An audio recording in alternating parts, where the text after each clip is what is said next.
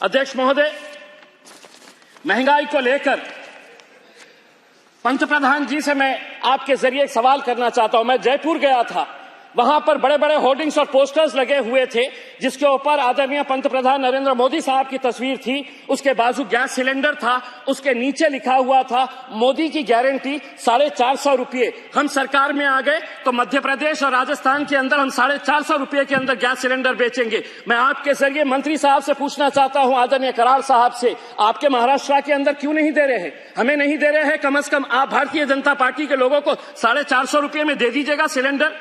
यानी कि आप कम करना चाहे तो कर सकते हैं, लेकिन हर चीज को आप चुनाव के नजरिए से हमें कैसा फायदा मिल सकता है ये देखने की कोशिश कर रहे हैं।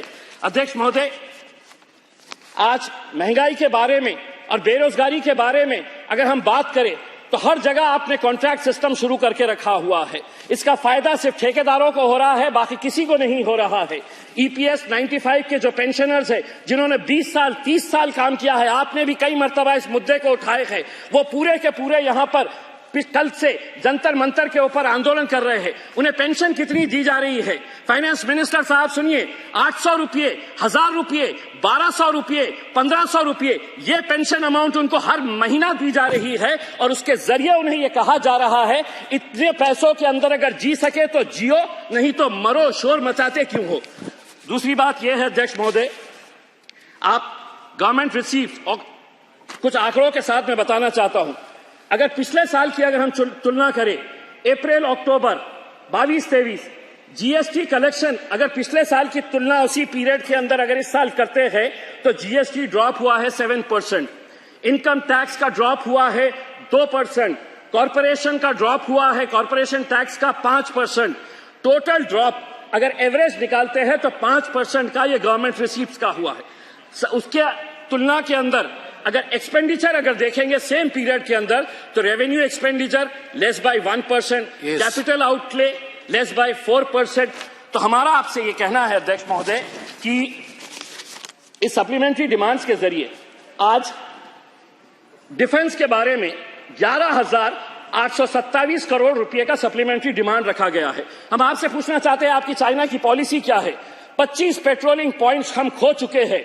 डेमसोंग हमारे हाथ में है क्या? इसका जवाब आप दीजिएगा। इसके ऊपर खामोश क्यों है? चाइना पॉलिसी के बारे में हमारा क्या है अध्यक्ष महोदय, इसके बारे में बता दीजिएगा, वरना अगर यही हाल रहा तो आगे चलकर हम सियाचिन को भी खो डालेंगे। आखिरी पॉइंट एक बताना चाहता हूं, एक्सटर्नल अफेयर्स का बजट आपने सप्लीमेंट्री डिमांड्स के अंदर रखा है 11,072 करोड़। मैं आपसे पूछना चाहता हूं कि वेस्ट एशिया की पॉलिसी इस देश की क्या है, ये देश को बताइए। आज हम हिंदुस्तान की सरकार से यह अपील करते हैं कि इस्राइल की हम कड़ी निंदा करते हैं कि फलस्तीनियों के अंदर जो आज 20,000 बच्चों को, सब महिलाओं को जो मारा गया है, 12 लाख लोग बेघर हो गए हैं, जेनोसाइड हो रहा है वहां पर, और हम मदर ऑफ डेमोक्रेसी बनकर बैठे हैं और खामोश बैठे हैं। मैं भारत सरकार से यह अनुरोध करता हूं कि फौरन जल्द से जल्द एक कंडेम करे इसका और इजराइल गवर्नमेंट को कहे कि फौरन सीज फायर लाया जाए इस मुद्दे के ऊपर। अध्यक्ष महोदय, सिर्फ 30 सेकंड का वक्त दीजिएगा।